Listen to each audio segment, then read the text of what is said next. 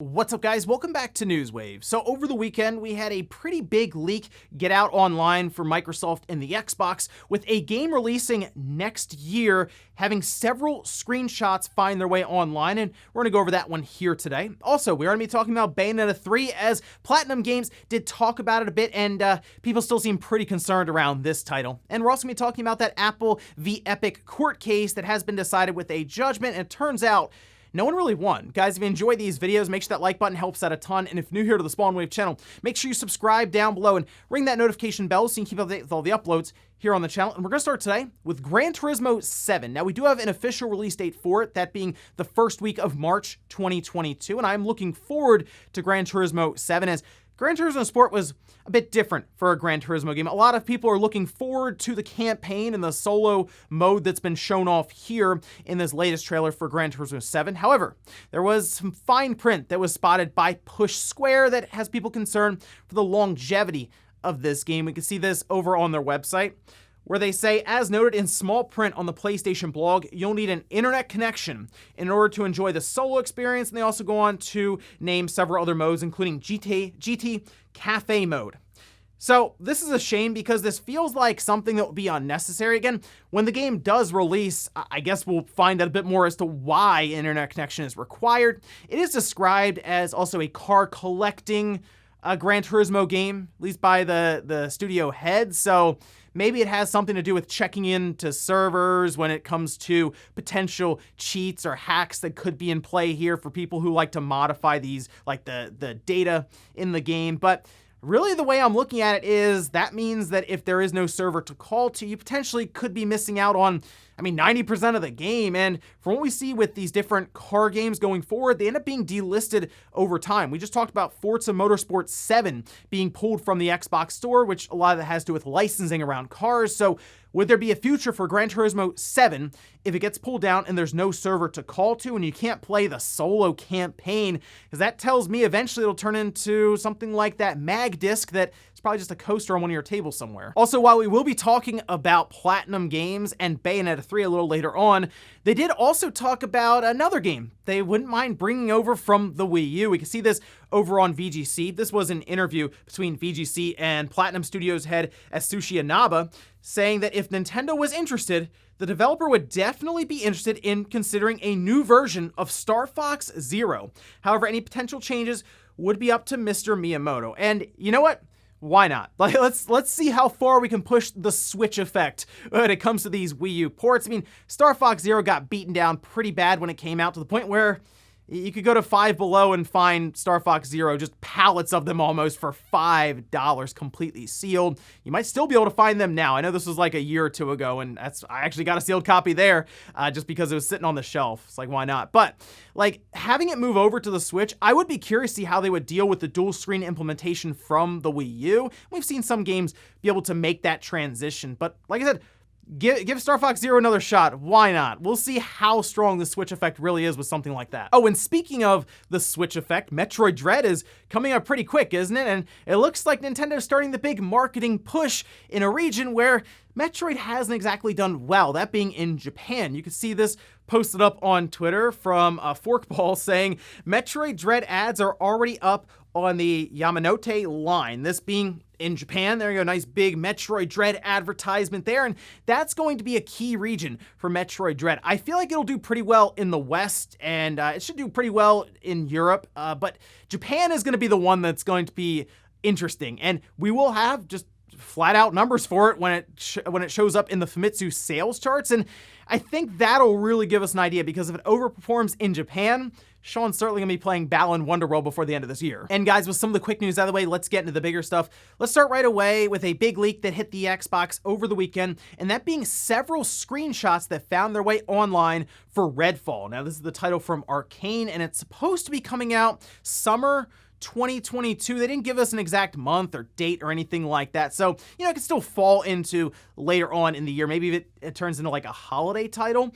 However, this appeared to be kind of the co-op vampire shooter with you have special powers. And the problem with this game is they presented it through like a CG trailer. So we don't really know what we were looking at necessarily when it comes to how the game is going to play. That changed a bit though over the weekend when several screenshots got out there showing a game certainly in early development. These are testing screenshots where people are going through doing quality assurance and just trying the game out in what looks like early alpha footage and screenshots. And well, I'm not sure the extent that Microsoft and Arcane or anyone's going through right now when it comes to copyright striking these, so I'll just show you some of the trailer here, but I will leave a link down below to Windows Central, who has several of the images up on their website right now through the Imager URL that appear to just post them randomly. Now, obviously, someone's in trouble because the screenshots that are shown are not bringing a great first impression with this title, and these are not screenshots that would ever get out there otherwise. Like, certainly someone was playing it and thought it'd be a good idea to hit print screen over and over and over again and save these to Imager and then post up online. Now, what we do see here, according to Windows Central, which they did a very good job describing many of these, saying that they confirm, much like previous Arcane games, players will be able to use different tiers of weapons and various different skills. There will also be various types of missions for players to complete. Does appear to be first person, all of this. I believe they already mentioned that though. And when I was looking at some of the menus and the weapons and different properties they had for those weapons and characteristics, I started to get some Borderlands vibes almost from it. Now, we haven't seen it in motion necessarily, but just from the options and the different things they are showing in these screenshots. And yeah, the visuals are rough, but once again, this is very early in development that these screenshots are being taken from, which I think is the biggest issue here. Is this is the first impression people are getting online from this game. And normally we would see much better looking screenshots. Some people are saying, oh, look how bad Redfall looks right now. And it's like, yeah, right now. I mean, these are from a very early build of the game. There were early build screenshots of like Horizon Zero Dawn, and there was like no textures on the ground, and the enemies just look like squares almost. So these are just ways for them to try things out to make sure maybe a weapon is functioning correctly, or in general, they might just pit different players against each other to see how maps work, just as examples, or how they react to different enemy hordes or enemy types. And once again, quality assurance, mostly to make sure the game doesn't just explode as soon as you load into the game and turn left. So I wouldn't look at these screenshots as a final product by any means. We're gonna wait, I think, a bit before we see this game fully ready to go here. They say summer next year, but again, we've seen games get delayed even at the last minute at times. So summer could end up being August, right? It could end up being into September even if they want to stretch it and play around with the idea of summer. But looking at this, it's interesting to see what we're going to get with Redfall here. I'm just hoping it's able to set itself apart from the typical, I guess, hero, looter, shooter style games that we have now with things like a Borderlands. So I guess we'll find out more early next year when they're ready to show us things that don't look like early build screenshots. Next up, let's talk about Platinum Games and Bayonetta 3. We saw Bayonetta 3 in 2017 at the Game Awards. In fact, this year, let's say we get to December with the Game Awards and we have not seen Bayonetta 3, that'll be 4 years since its debut trailer. Well, we have heard from Platinum Games and Hideki Kamiya over and over again that there's nothing wrong. You don't even think about Bayonetta 3. We'll let you know when it's ready to go and ready to be shown. Well, once again, because we're 3 months away from the end of 2021 after it was announced at the end of 2017, they were asked by VGC about this title. Like, can you guys say anything about Bayonetta 3? And this is what they said. It was more of a not definitely something will come out this year, but if there is a year, then something should happen, right? If you remember last time, I said that even though everyone was asking about Bayonetta 3, maybe you should tell everyone to forget about it for a while. I kind of need to keep to that stance for now because ultimately, it's not our decision what to say and when to say it. There's no need to worry. Don't worry about it at this time. Everything's okay. As much as everyone is clamoring to see it, we are really, really waiting to release it too. Everyone who is working on the project is, of course, very proud of what we're doing and wants everyone to see what we're doing. As much as fans are waiting for it, we are waiting for the day when we can show it. We want everyone to cheer us on as we run to the final stretch. We want to show it too. So it's not surprising that people are concerned about Bayonetta 3 because it's been radio silence since it was originally shown, with them just assuring us that it's okay. Everything's good. Don't worry about it. Don't even think about Bayonetta 3. You'll see it when you see it kind of thing. So the fact that they continue to reassure people about this is why people are concerned, right? That and the 4-year absence, obviously. But it's pretty clear that it's up to Nintendo, and I kind of think that Nintendo wants to show Bayonetta 3 when it's legitimately like 4 or 5 months out from launching. Like, I think they are to the point now where they're like, okay, when it's ready to go gold is when we'll show it again, and we will have a release date ready with that trailer. Like, with what we've seen with delays and situations around remote work due to COVID and all of this, it makes sense that Nintendo wouldn't want to show it too early because they already showed it too early. Like, showing it in 2017, I get it.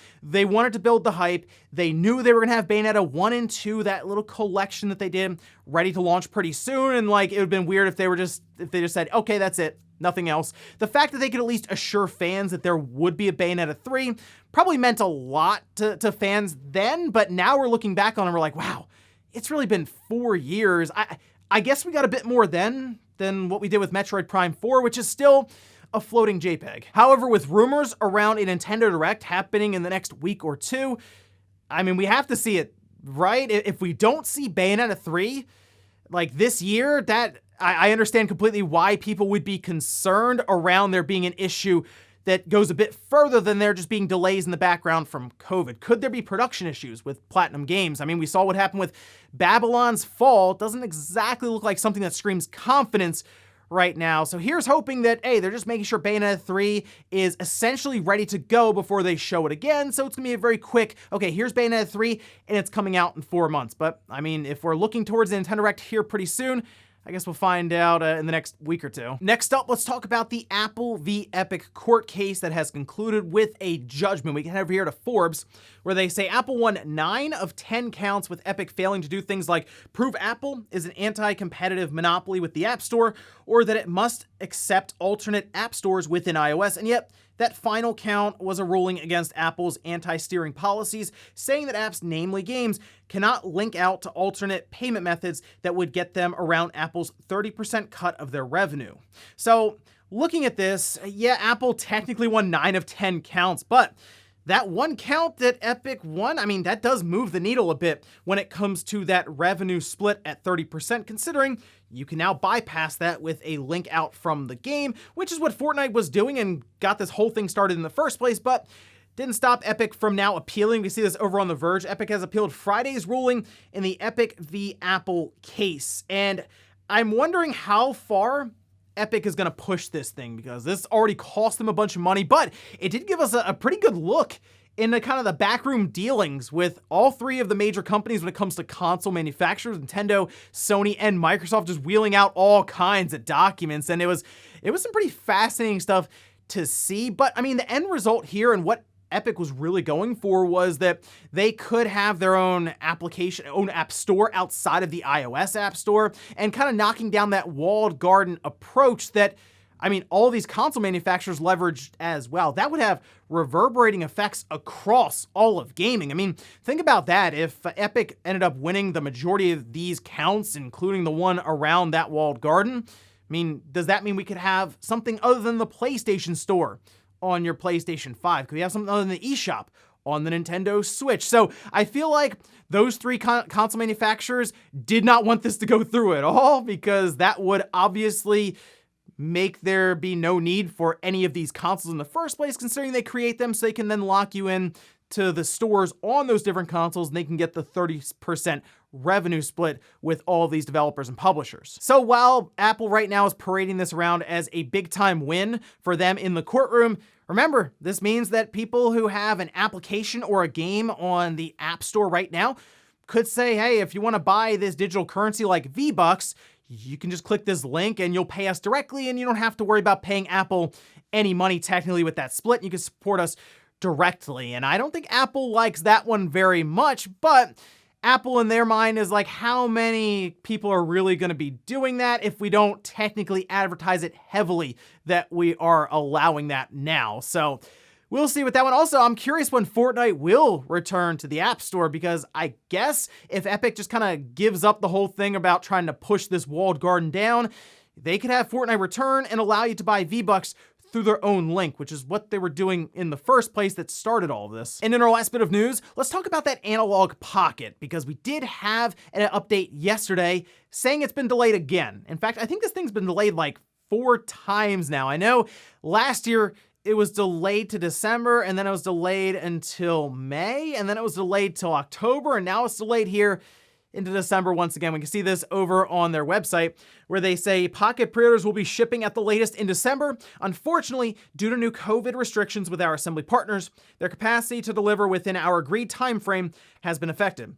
This has created a domino effect of delays beyond our control in what would otherwise be a seamless process. This is a shame, obviously, because the system looks awesome. Like, all the different features and things they've shown off with it so far, even with a little dock, is really interesting and would be potentially one of the best handhelds ever created if they can get it out there. Now, obviously, there have been situations in the background beyond their control when it comes to COVID, sourcing parts, especially chips, raw materials, and just assembling a lot of this stuff has been really difficult for everyone across like gaming and just manufacturing in general when it comes to electronics and goods and all of that. So it's not surprising to see this happen. It's more just a shame since it's seriously been delayed like 3 or 4 times now. It seems like even they are getting fed up and aggravated with this whole situation. So hopefully they can get this system out there to people who pre-ordered it a while ago, expecting to already have the system for a year now. And here's hoping they can make this system available by the start of next year, maybe mid next year, to people who just want to be able to buy the thing. Like, obviously it's not really going to be showing up in stores ever, but still, just to at least be able to buy the system outright on their website would be nice to have in 3 or 4 years since it was announced. So I guess we'll find out here towards the end of 2021 if they're able to ship out pre-orders. And before we go to the comment of the day, we're taking a little poll that I posted up yesterday where I asked, do we see Bayonetta 3 in the next Direct? 25% said yes, 75% said no. There is little to no confidence when it comes to Bayonetta 3 right now, which, I mean, could build them up for a pretty spectacular reveal if the game's good, of course, and it doesn't show up like a Babylon's Fall, which is kind of how people are looking at Platinum games right now. I mean, they were able to announce and deliver Astral Chain between the announcement of Bayonetta 3 and the eventual reveal once again for it. So I'm hoping all of this time with Bayonetta 3 results in a really good game, and I'm hoping we find out more about it here pretty soon. And we'll finish up with the comment of the day as you're seeing here. This is from Brendan saying, Nintendo price cut seems logical actually. We all know the new Switch model moving forward is the OLED, as there is no strategic advantage to having the older LCD screen any longer.